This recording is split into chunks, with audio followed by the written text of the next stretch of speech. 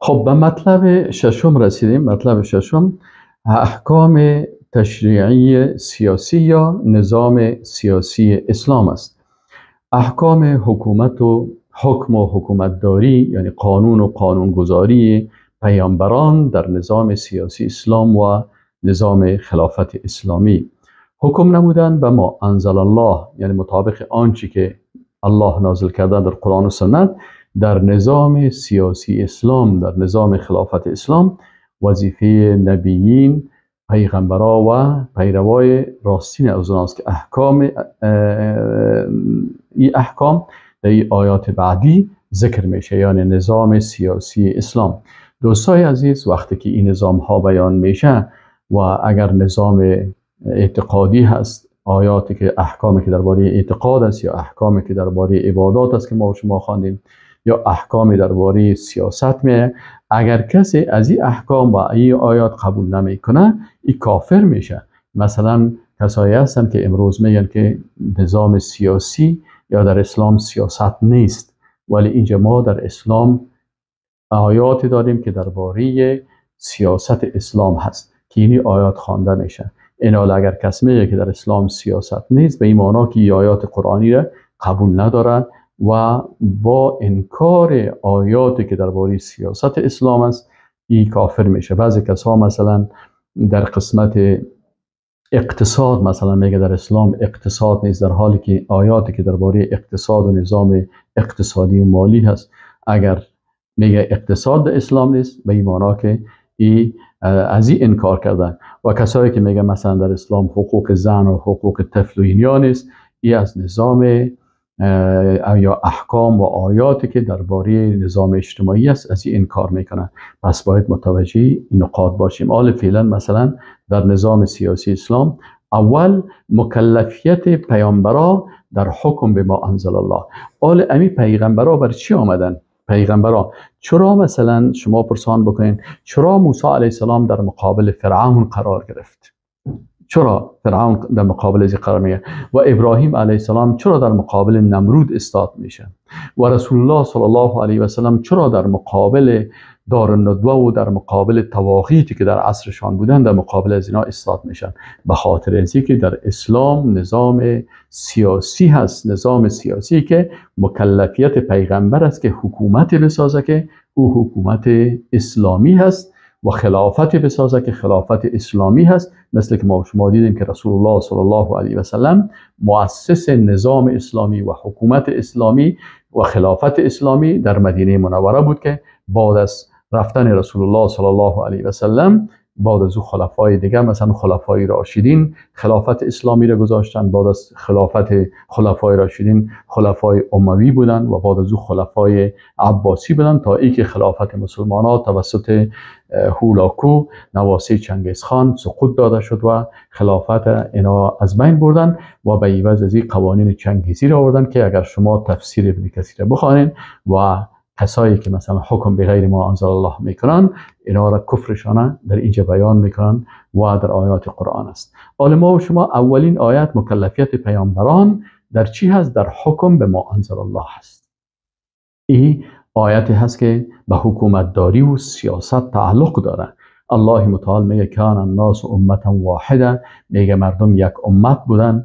فبعث الله النبیین، پس الله فرستاد پیغمبران را. ببین نبیین پیغمبران را فرستاد، مبشرین و منذرین که پیغمبران بشارت میدادند و میترساندند و انزل معهم الکتاب، و الله متعال به این پیغمبران کتاب به امرایشان فرستاد. بالحق، به حق. چرا کتاب فرستاد؟ لیحکم بین الناس فیما اختلفوا فیه، که اینا حکم بکنه در بین مردم در مسائلی که اینا اختلاف دارن. مثلا در مسائل سیاسی اختلاف دارن، کتاب الله حاکم است که برشان میگه در مسائل سیاسی راه حل چی است، در مسائل اقتصادی، در مسائل اجتماعی، در مسائل جنایی. این پیغمبران آمدن تا حکم بکنن در بین مردم، حکومت بکنن در آنچه که اختلاف کردن. و ما اختلف فیه، و اختلاف نکردن در این مورد الا الذین اوتوه، مگر کسایی که برشان کتاب داده شده بود. من بعد ما جاءتهم البینات، بعد از اینکه برشان دلایل روشن آمد. چرا اینا مخالفت کردن؟ بغیا بینهم، به خاطر بغاوت و سرکشی و طغیان. فهدى الله الذين آمنوا لما اختلفوا فيه، پس هدایت کرد الله کسانی را که مؤمن بودن در این اختلافاتی که درو کردن، من الحق به حق، باذنه به اجازش، والله یهدی من یشاء الى صراط مستقیم، و الله هدایت میکنه هر کسی را که خواسته باشه به راه راست.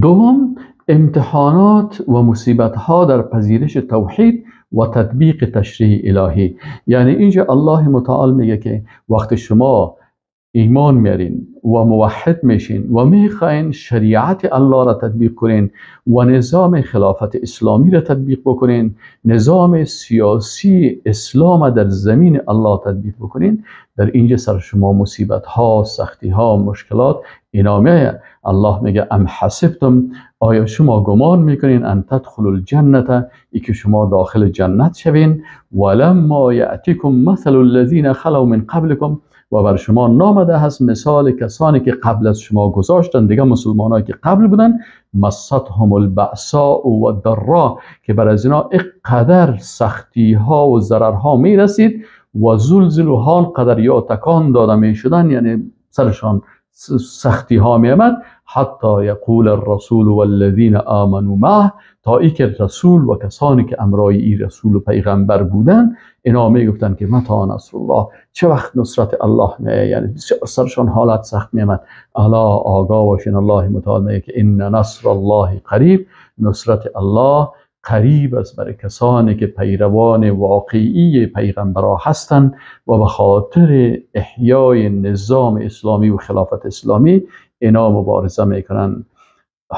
سوم، حکم انفاق میگه که یسالونک ماذا ینفقون، از تو سوال میکن ای رسول الله صلی الله علیه و سلم که چی نفقه بکنن؟ قل ما انفقتم من خیر، بگو برشان آن چیز را که شما نفقه میکنین از چیزهای از مال خوب، فللوالدین، اول به مادر پدر، والاقربین اقاربتان، والیتام و یتیمان، والمساکین مسکینان، و ابن السبیل و مسافران، و ما تفعلوا من خیر، و آنچه از خیر یا از نیکی رو شما انجام میتین، فان الله به علیم، الله به او بسیار عالم است. چهارم، در نظام سیاسی اسلام حکم جهاد مسلحانه بیان میشه در نظام سیاسی اسلام و نظام خلافت اسلامی.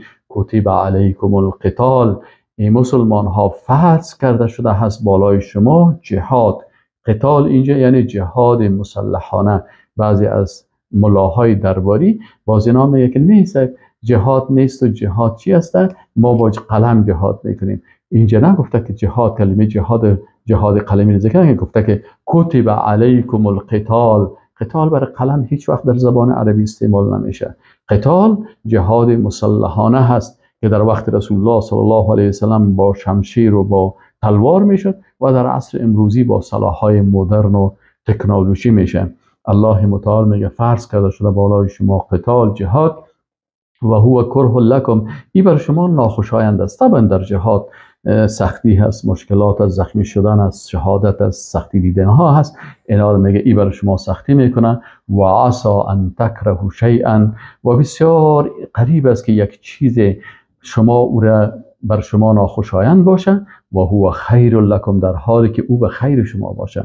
شما اگر در جهاد بندی میشین یا کشته میشین یا زخمی میشین، این بر شما خیر است، چرا مقام بسیار عالی، شهادت مقام جنرالی هست پیش الله. الله تعالی در جمله جنرال های خود در مقام شهادت نصیبت میکنه که در اونجا بسیار با رتبه عالی در روز قیامت و در جنت میباشی. و عسى ان تحبوا شیئا، و شاید هم که شما بسیار یک چیزی را دوست داشته باشین، و هو شر لکم، بر شما زشت باشه. یعنی دوری از جهاد، سکوت، خاموشی، دنیا طلبی، پیروی از تواغیت و از نظامهای طاغوتی و کفری، و این به شر شما باشه. والله یعلم، و الله میداند و انتم لا تعلمون، در حالی که شما نمیدانین. پنجم، شبهات دشمنان در مورد جهاد مسلمانان و رد از این شبهات. ببینید در نظام سیاسی اسلام جهاد است و این شبهاتی که دشمنای اسلام ترویج میکنن، الله متعال ایره رد میکنن.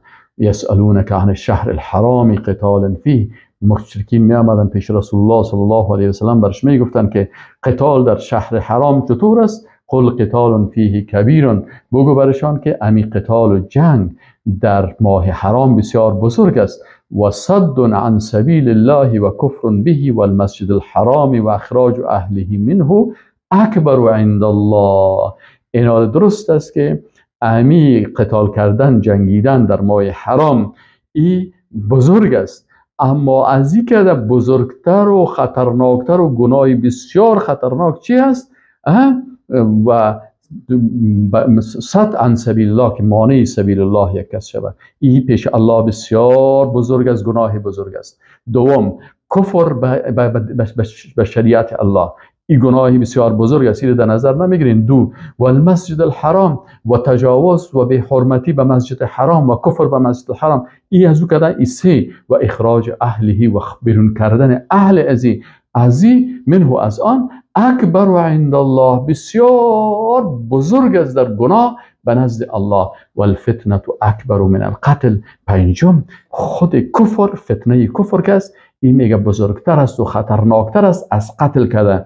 ولا یزالون یقاتلونکم، الله متعال میگه متوجه باشین که همیشه با شما می جنگن این دشمنای الله، حتی یردوکم عن دینکم ان استطاعوا، تا وقتی که شما را از دینتان مرتد بسازن، از دین شما را برگردانن اگر بتوانند. و من یرتد منکم، هر کسی از شما مرتد شوه عن دینه، از دینش. ببین بسیاری کساس میگه کسی که کلمه خوان این کافر نمیشه. و من یرتد منکم، الله میگه هر کسی که از شما مرتد شوه، مرتد میشه کسی که ضد شریعت الله، ضد حکم الله، ضد نظام الله کار بکنه، یک مرتد میشه. و هر کسی که مرتد شد از دینی فیموت، بمره، و هو کافر، در حالی که کافر باشه، فاولئک حبطت اعمالهم، تمام اعمالش، عقیدش، توحیدش، نمازهایش، عبادتش، کلش از بین رفته به خاطر شخص مرتد شدن.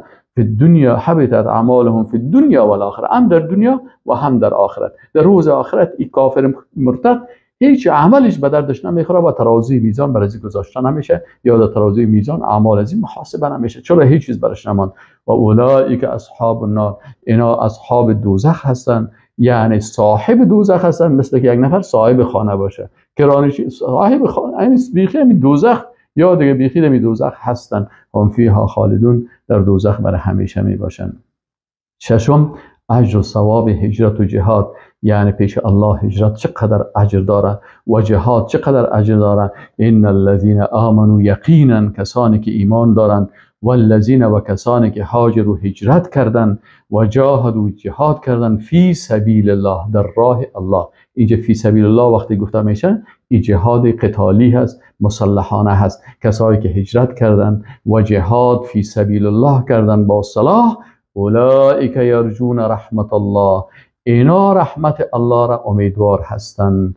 اینا واقعا مؤمنین هستند که منتظر رحمت الهی هستند. والله غفور رحیم، الله میگه که بخشاینده و مهربان است. الله مؤمنین، موحدین، مهاجرین، مجاهد، اینا را الله مغفرت میکنه و رحمت میکنه.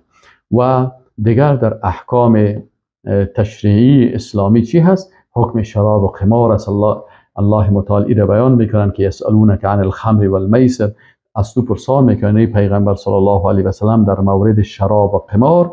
این آیت باز با آیت بعدی که انما الخمر والمیسر والانصاب، این تدریجی هست، شراب به شکل تدریجی که الله متعال با چند آیت شراب حرام کرد، لکن آخری آیتی که بازی آیت‌های دیگر حکمشان منسوخ کرد، آیت انما الخمر والمیسر والانصاب والازلام رجس من عمل الشیطان بازی. اما در این آیتی که قبل از بود، یسالونک عن الخمر والمیسر قل فیهما اثم کبیر، بگو برشان که در این شراب و قمار که هست گناهش بسیار بزرگ است و منافعش، بعضی منفعت ها هم هست که مثلا کسی تجارت میکنه و اسمهما اکبر من نفعهما، لکن گناهی از اینا از منفعتشان کرده بیشتر است. و یسالونک، و سوال میکنن ای رسول الله صلی الله علیه و سلم، ماذا ينفقون، که چی نفقه بکنن؟ قل العفو، بگو عفو. کذالک یبین الله لكم الآیات، بگو برشان که اینی قسم الله روشن میسازن چی آیات خدا، لعلکم تتفکرون، شاید که شما تفکر بکنین. مطلب هفتم، احکام تشریعی اجتماعی، یعنی نظام اجتماعی اسلام بیان میکنه. نظام اجتماعی اسلام چی هست؟ نظام هست که مسائل خانواده و اطراف و حقوق انسان و حقوق مادر و حقوق پدر و حقوق فرزند، اینا کلشان شامل میشن در چی؟ حقوق همسرا، حقوق شوهر، حقوق اینا کلش در نظام اجتماعی اسلام داخل هست. الله متعال میگه که فی الدنیا و الاخره، در دنیا و آخرت، و یسالونک عن الیتام، و تو را سوال میکنن در مورد یتیمان، قل اصلاح لهم خیر. یکی از حقوقی که در جامعه اسلامی، در نظام اجتماعی اسلام حقوق دارن، اطفال یتیم هستن. این حقوق طفل اینجا بیان میشه. اطفالی که یتیم هستن، طفل علیده حقوق داره، باز طفل یتیم حقوق بیشتری داره. قل اصلاح لهم خیر، بگو که این طفلای یتیم اصلاح نمودن برای از اینا بسیار خوب است. و این تخالطوهم، اگر شما خلط کنین، یعنی شما مال یتیم با مال خود یک جای کنین و با هم شریکانه بخورین، و اخوانکم، اینا برادرای دینی شما هستن. والله یعلم المفسد من المصلح، لکن الله میفهمد، از قلبتان با خبر است که آیا در این مال یتیمه که با مال خود یک جای میکنین هدفتان فسادکاری هست یا اصلاح هست؟ میخواین که مال یتیم رشد بکنه، برای یتیم خدمت بکنین، زحمت کشین، و یا ای که حق تلفی بکنین و حق یتیم بخورین. ولو شاء الله، و اگر الله میخواست، لعنتکم، شما را در سختی منداخت. ان الله عزیز حکیم، الله ذات عزتمند و بسیار با حکمت است.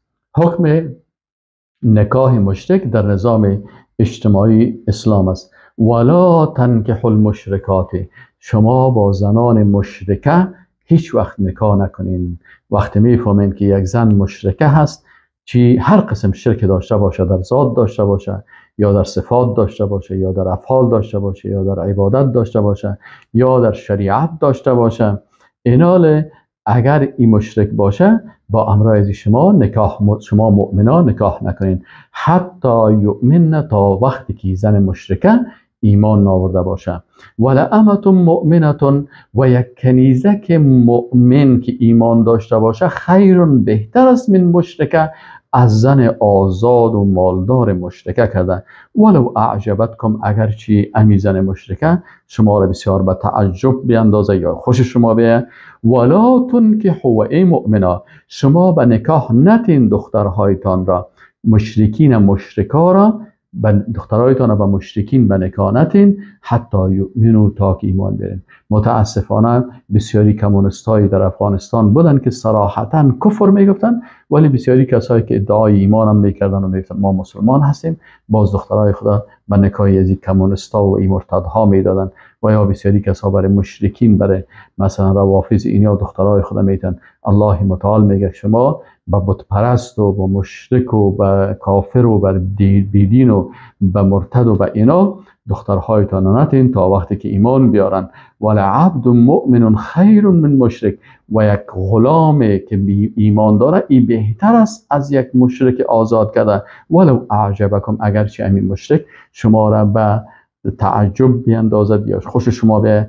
اولئک یدعون الی النار، این مشرکین شما را دعوت میکنن به طرف آتش دوزخ. والله یدعو الی الجنه، و الله شما را طلب میکنه به طرف جنت و مغفرت، به اذنه، به اجازهش، و یبین آیاته، و الله متعال آیات و دلائل و احکامش ببینین، تشریعش برای مردم بیان میکنه، للناس، برای مردم، لعلهم یتذکرون، شاید که آنان به یاد بیارن و در این مسائل نظام اجتماعی اسلام اینا مثلا مخالفت نکنن. سوم، حکم عادت ماهوار خانم ها را میگه که و یسالونک عن المحیض، ای رسول الله صلی الله علیه و سلم، از تو میپرسند در مورد عادات ماهوار خانم ها و دختران. قل هو اذن، بو که ای یک اذن، یعنی یک پلیتی هست، امی خون پلیتی هست، خون پلیت است. فاعتزلوا النساء، شما در وقتی که همسرانتان در عادات ماهوار یعنی در حیض باشن، شما از اینا جدایی بکنین در مباشرت یا نزدیکی جنسی، فی المحیض، در وقت حیض. ولا تقربوهن، و شما با اینا نزدیک نشین، مقاربت جنسی نکنین، حتی یطهرن، تا وقتی که اینا طاهر و پاک شوند. فاذا تطهرن، وقتی که خوب پاک شدن، فأتوهن من حیث امرکم الله، پس به امرای زنا مقاربت و نزدیکی جنسی بکنین به همون شکلی که الله برای شما اجازه داده است، امر کرده است. ان الله یحب التوابین، یقینا که الله سبحانه و تعالی دوست داره توبه کننده ها را، و یحب المتطهرین، و دوست داره انسان های پاک را. چهارم، حکم اطاعت از احکام در روابط با همسرا. اینال اینجا الله میگه نساؤکم، همسرای شما، حرث لکم، مثل کشتزار زراعتی هست. این کسایی که زبان عربی رو نمیفهمن یا کافر مرتد هستن، بسیاری وقتا وقتی آیات میخوانن معنای زور درست نمیفهمن. در زبان عربی وقتی تشبیه میشه یک چیزی به چیز دیگه، مثلا گفتیم که احمد مثل شیر است، ما شما میگیم که فلانی شیر واره هست، و این معنی نیست که او حیوان واره است، بلکه ما شما در زبان دری و پشتو و در زبان ها، در هر زبان است تشبیه میکنیم، مثلا این فلان مثل شیر است، به این معنی که ای در غیرت خود، در شهامت خود، در شجاعت خود مثل شیر است. این حال اینجا الله متعال تشبیه میکنه خانم ها را، میگه اینا در پیدا کردن نسل بشر مثل چی هستن؟ مثل زمین های هستن که زمین هم برای ما رزق و روزی ما را چی میکنن؟ در اونجا مثلا کشت میشه، اونا باز تولیدات میشه. اینال همسران شما مثل از اینا واره هستن. یعنی هدف از نظام اجتماعی اسلام و ازدواج و نکاح تنها مسئله جنسی نیست مثل که کافرها ایده فکر میکنن، بلکه در اینجا ادامه نسل بشریت است که نسل ادامه پیدا بکنه، جوانای مسلمان باشه، اهل اسلام باشه، عفت باشه، پاکی باشه، حقوق زن باشه، حقوق طفل باشه، حقوق خانواده باشه، احترام دو خانواده باشه. اینا رو وقتی که نکاح میشه یک تعداد بسیار از حکمت ها داره. الله متعال میگه که همسرای شما، نساؤکم، همسرای شما، حرث لکم، مثل کشتزار هست که برای شما اولادهای حلال و جایز و مشروع و خوب اینا به دنیا میرن. فأتو حرثکم انا شئتم، شما میتونین با این کشتزارتان نزدیکی و مقاربت جنسی بکنین. انا شئتم یعنی به هر کیفیتی که شما خواسته باشین، ایستاده یا به پهلو خفته. و قدموا لانفسکم، و تقدیم بکنین برای نفسهایتان چیزهای خوب را. و اتقوا الله، و از الله بترسین. و علموا، و بدانین که انکم ملاقوه، یقینا که شما با الله ملاقات میکنین. و بشر المؤمنین، و برای مؤمنین بشارت بدین. نساؤکم حرث لکم، همسرانتان مانند کشتزار هست برای شما. فأتو، پس نزدیکی بکنین، حرثکم، با کشتزارتان، انا شئتم، به هر کیفیتی که شما خواسته باشین. و قدموا لانفسکم، و تقدیم بکنین بر نفسهایتان اعمال صالحه، یعنی روابطتان با خانم ها روابط مشروع به اساس نکاح، به اساس تقوا، به اساس دینداری و ایمانداری باشه. و اتقوا الله، و از الله بترسین. و علموا، و بدانین که انکم ملاقوه، یقینا که شما با الله ملاقات میکنین. و بشر المؤمنین، و بشارت بدهی برای مؤمنان. پنجم منع از قسم های بیجا و بی ادبی در راستا. الله متعال میگه که شما بیجای قسم نخورین. ولا تجعل الله، و مگردانین الله را عرضة وسیله لایمانکم، برای قسم هایتان که هر وقت حق و ناحقی قسم میکنین نام الله را پیش بکنین. ان تبروا و تتقوا، ای که شما نیکی بکنین و تقوا بکنین و تصلح و اصلاح بکنین بین ناظر، بین مردم. والله سمیع علیم، الله بسیار شنوا هست، هر چیزی که شما میگین میشنوه. علیم، از حالتتان بسیار با خبر است، عالم است. و اگر کسی در زبانش قسم لغو میایه، یعنی عادتا مثلا بعضی کساس والا اینجا رفته بود، والا این کار کردم، هدفش قسم اساسی نیست که قسم بخوره که والله بالله تالله. الله متعال میگه لا یؤاخذکم الله باللغو فی ایمانکم، شما را به قسم هایی که در زبان شما جاری میشه بدون توجه، در شما را مؤاخذه نمیکنه. ولکن یؤاخذکم بما کسبت قلوبکم، لکن شما را مؤاخذه میکنه به آنچه که قلب های شما کسب میکنن، و قصدن و با نیت قسم یاد میکنین. والله بالله تالله گفته. والله غفور حلیم، الله بسیار مغفرت کننده هست و بسیار حلیم است. حکم هفتم در نظام اجتماعی اسلام حکم ایلا هست. و ایلا چی را میگن؟ ایلا یعنی قسم خوردن به عدم مقاربت جنسی با همسر است. یک کسی قسم میخوره که ما با همسر خود قسم میخوره که نزدیکی جنسی نمیکنم. این چی حکم داره در نظام اجتماعی اسلام؟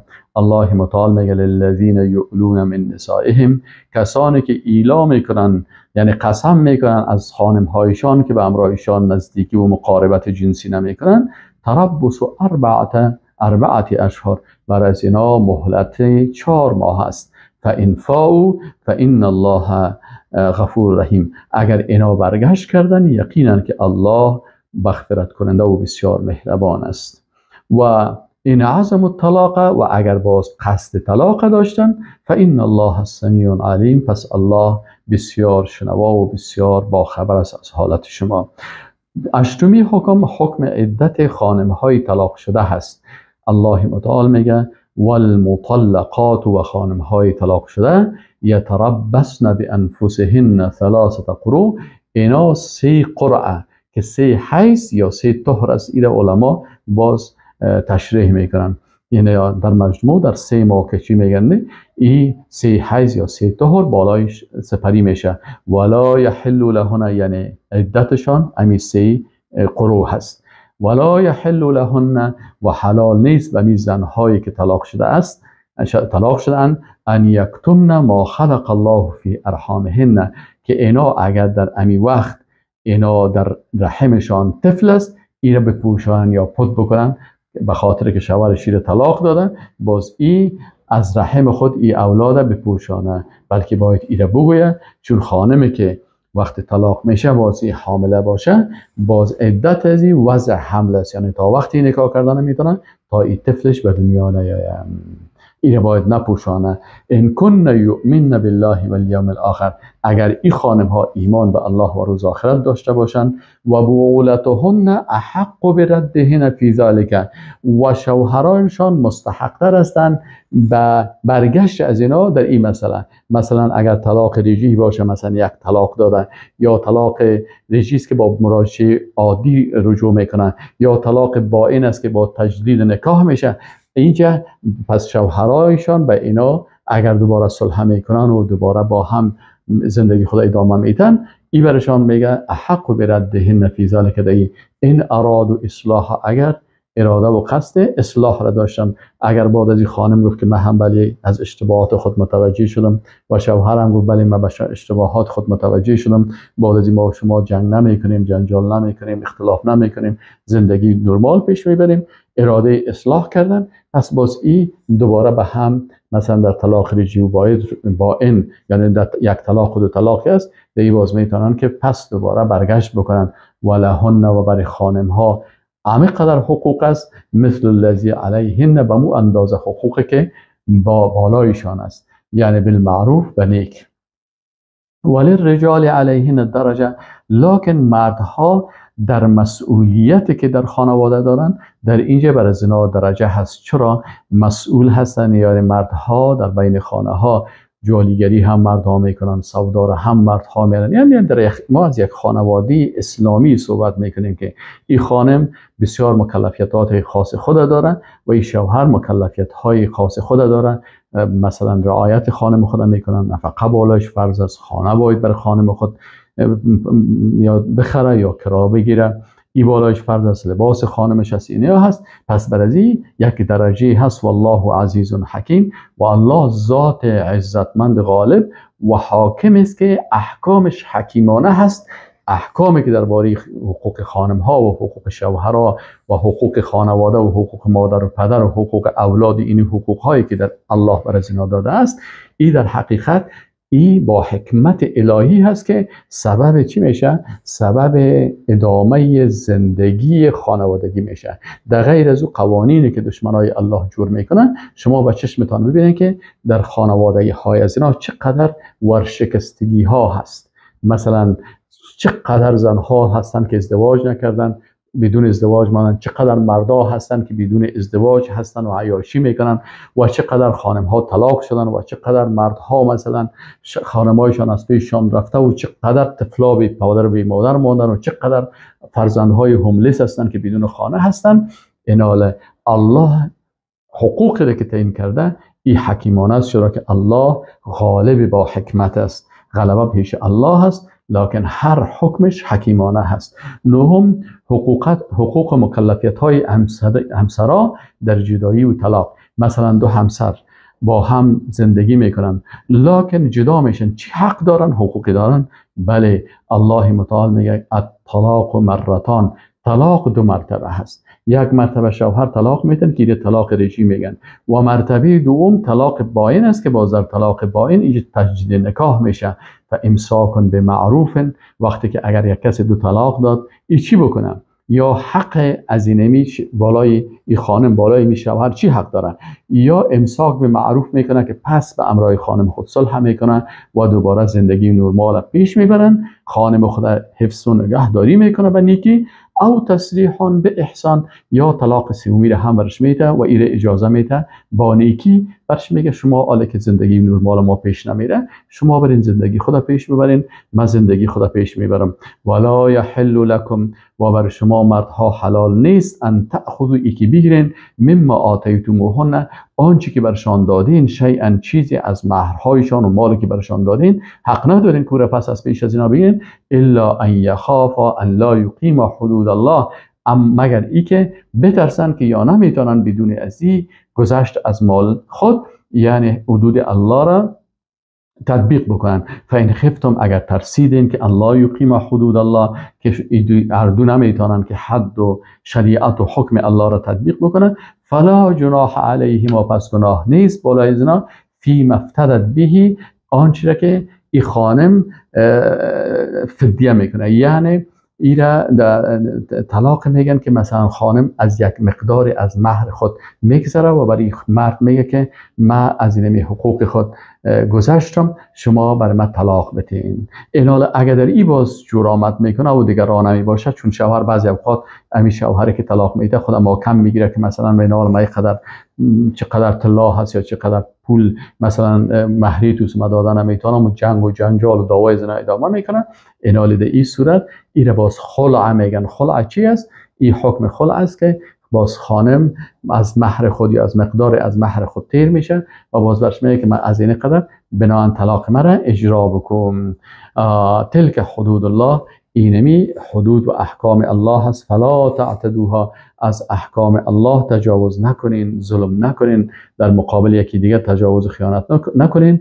و من یتعد حدود الله، و هر کسی که تجاوز در حدود و احکام الله بکنه، فاولئک هم الظالمون، اینا ظالما هستند. دومی حکم طلاق ثلاثه هست. مثلا 3 طلاق است. ما گفتیم یکی طلاق رجعی بود، یکی طلاق باین بود، یکی طلاق ثلاثه هست. حالا اگر یک کسی برای خانم خود 3 طلاق میده، اینا این حکمش چی است؟ فان طلقها، میگه اگر ایره باز بعد از 2 طلاق که پیشتر گفت که 2 طلاق است، اگر بعد از 2 طلاق طلاق سومی را هم میده، فلا تحل له، باز امی خانم بر از امی مرد حلال نیست. من بعد و بعد از طلاق 3 ثلاثه این حلال نیست، حتی تنکح زوجا غیره، تا ای که ای چی کنه؟ نکاح بکنه امی خانم با شوهر دیگه. اینال باز ای خانم اگر با شوهر دیگه باز ای نکاح میکنه، دیگه پیش از ای دیگه با پس رجوع کردن نمیتونه. وقتی که زن طلاق 3 طلاق دادی، امی جزایت است دیگه که دروازه را سر خود بسته کردی. حالا اگر این مرد پشیمان میشه، دیگه ای چی نداره، پشیمانی برای فایده نمیکنه.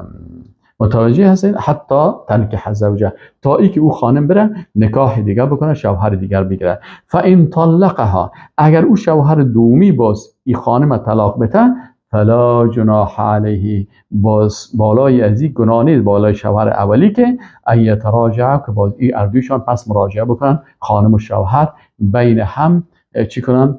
جور بین. انسان ان یقیم حدود الله، اگر به این گمان بودن که اینا میتونن که احکام الله را بعد از این تطبیق بکنن، آل فامیدن، طلاق گرفتن و زن شوهر دیگه هم گرفت و امرای ازو هم زندگی کرد، آل فامید این خانم و این شوهر که والا ما بسیار اشتباهی بزرگ کرده بودیم، آل میتونیم که احکام الله را تطبیق بکنیم و زندگی نرمال خانوادگی داشته باشیم. و تلک حدود الله، ای احکام الله. چقدر الله حدود احکام خود بیان میکنه، یعنی شریعت الله هست. یبینها لقوم یعلمون، بیان میکنه برای قومی که میدانند. یکی از مشکلات خطرناکی که امروز هست که رسول الله صلی الله علیه و سلم میگه لعن الله المحلل والمحلل له.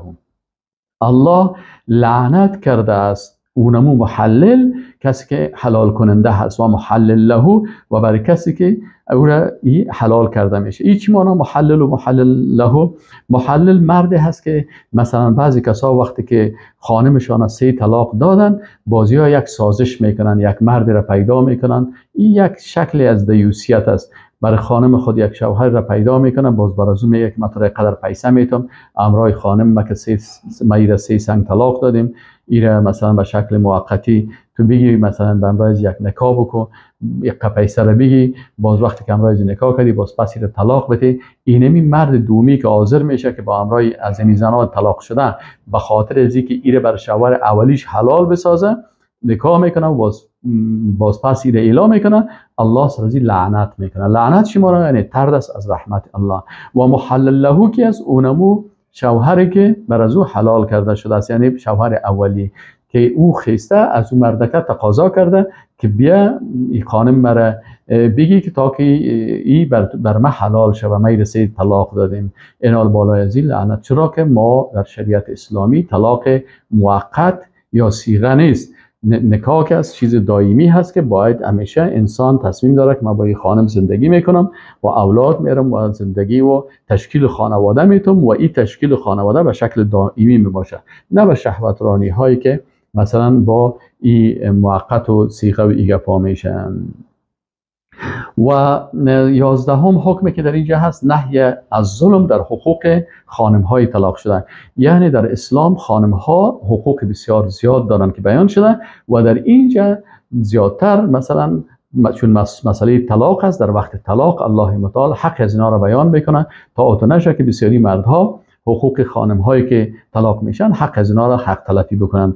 و اذا طلقتم النساء، وقتی که شما مردها خانم هایتان طلاق کردین، فبلغن اجلهن، باز اینا به امو مدت چی رسیدن؟ به مدت امو وقت معینش رسیدن. فامسکوهن بمعروف، یا شما اونا را اگه طلاق رجعی بود یا طلاق بائن بود، فامسکوهن، پس اونا را بگیرین پیشتان نگهداری بکنین به طریق نیک، او صرحوهن بمعروف، یا حق برشان بتین، اجازه بتین به نیکی رهایشان بکنین که اونا برن زندگی عادی خود با شکلی که خودشان میخوان به پیش برن. ولا تمسکوهن ضرارا، و شما اینا را نگیرین به خاطر ضرر رساندن، لتعتدوا، تا تجاوز بکنین. و من، و هر کسی که و من یفعل ذلک، و هر کسی که چنین فعل را میکنن، فقط ظلم نفسه، یقینا که بالای نفس خود ظلم کرده. ولا تتخذوا آیات الله هزوا، شما آیات الله را به مسخرگی نگیرین. و اذکروا نعمت الله علیکم، و یاد کنین نعمتهای الله را بالایتان. و ما انزل الله علیکم، و آنچه که الله نازل کرده بالای شما، من الکتاب و الحکمه، از قرآن و سنت، یعظکم به، با این شما را پند میده. و اتقوا الله، و بترسین از الله. و علم، و بدانین که ان الله بكل شیء علیم، که الله به هر چیز بسیار عالم است. 12 حق ازدواج مجدد خانم ها بعد از طلاق، یعنی خانمی که مثلا طلاق شدن حق داره که با شوهر دیگه به اختیار خود ازدواج بکنه. و اذا طلقتم النساء، وقتی که شما خانم ها را طلاق دادین، فبلغن اجلهن، اما مدت خود پوره کردن، عدت خود پوره کردن، فلا تعضلوهن، پس شما مانعی از اینا نشین که ان ینکحن ازواجهن، که اینا بخیزن با امسرایی که در آینده میخواین ازدواج بکنن یا نکاح بکنن. اذا تراضوا بینهم بالمعروف، وقتی که اینا در بین خود به نیکی مطابق شریعت الله اینا چی کردن؟ رضایت کردن. ذالک، اینمی یوعظ به، وعظ میشه، نصیحت میشه. من کان یؤمن منکم بالله، من کان منکم، هر کسی از شما که یؤمن بالله و الیوم الاخر، به الله و روز آخرت ایمان داشته باشه. ذالکم ازکی لکم و اطهر، این بسیار بر شما پاک و طاهر است. والله یعلم و انتم لا تعلمون، الله میدانه و شما نمیدانید. دیگه حق رضاعت یا شیرخوارگی بر اطفال است. در نظام اجتماعی اسلام. والوالدات و الله متعال میگه که مادرها یرضعن اولادهن، اولادهایشان شیر بتن حولین کاملین، 2 سال کامل، لمن برای کسی که اراد ان یتم الرضاعه که میخواد که امی مدت رضاعت تکمیل بکنه. و علی المولود له و بالای پدر چی هسته؟ رزقهن و کسوتهن بالمعروف. اگر این خانم مثلا طلاق شده می باشه، باز رزق از این خانم و لباس از این بالای در وقت رضاعت بالای اینمی شوهر است، بالا پدر اینمی طفل است. لا تکلف نفس الا وسعها، مکلفیت داده نمیشه بالای یک نفس الا به اندازه وسعتش، یعنی اگر مرد به اون اندازه که توانایی داره به اون اندازه مکلفیتش است. لا تضار والدة بولدها، ضرر رسانده نمیشه مادر والدتون به ولدها، مادر در بخاطر فرزندش، ولا مولود له و نه هم پدر به ولده به فرزندش. و علی الوارث مثل ذلك و همین قسم وارث مثل از این هست. فین اراد فصالا عن تراض منهما، اگر خواستن که اینا جدا بکنن امی طفل با رضایت دو جانبه و تشاور و مشوره، فلا جناح علیهما، اگر قبل از 2 سال میخواستن که طفلک جدا بکنن از شیر، این در صورت که به طفل ضرر نرسه و مشوره کردن و رضایت جانبین بود، باز گناهی بالای زنا نیست. و ان اردتم ان تسترضعوا اولادکم، و اگر شما خواستین که خانمتان که طلاق شده هست و او نمیخواد برای طفل شیر بده، شما خانم دیگه را بر رضاعت میگیرین، بر یعنی شیر دهنده برای طفل به اجوره میگیرین دیگه. اگر این خواستین فلا جناح علیکم، بالای شما گناهی نیست، اذا به شرطی که یعنی وقتی که سلمتم ما آتیتم بالمعروف، وقتی که تسلیم بکنین او مقداری که تعیین کردین به می خانم شیر دهنده به شکل نیک. واتقوا الله و از الله بترسین و اعلموا و بدانین ان الله بما تعملون بصیر، که الله متعال به هر چیز شما بینا هست. دیگه حکم عدت خانم های بیوه شده چی هست؟ یعنی خانم هایی که بیوه هستن عدت از اونا را الله متعال میگه والذین، و کسانی که یتوفون منکم از شما وفات میکنن، و یذرون ازواجا و همسران از خود میگذارن. آل این خانمش چی حکم است؟ یتربصن بانفسهن 4 اشهر و عشرا، این خانم‌ها 4 ماه و 10 روز عدت دارن، یعنی خانم‌های بیوه، کسایی که شوهرشان فوت کردن. فاذا بلغن اجلهن، وقتی که 4 ماه و 10 روز خود پوره کردن، فلا جناح علیکم، پس بالای شما گناه نیست، فیما فعلن فی انفسهن، که اگر این خانم شوهر مرده در مورد خود تصمیم میگیره یا نکاح دیگه میکنه بالمعروف، به شکل معروف و نیک. والله بما تعملون خبیر، از الله از آنچه که شما عمل میکنین با خبر است.